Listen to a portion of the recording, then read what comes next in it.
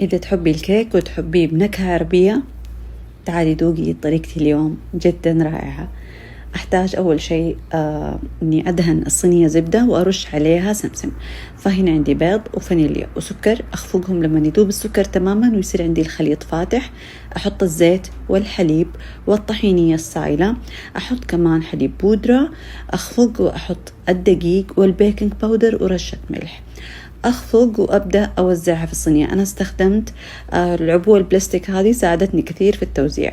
فحطيت عليها سمسم، راحت على الفرن مدة 10 دقائق، بعدين حمرتها من فوق 5 دقائق، وعملت معها صوص عبارة عن حليب مكثف محلى، طحينية وزبدة الفول السوداني. خلطتها كويس، خففتها بشوية موية، رشيتها على وجه الكيك مع رشة فستق.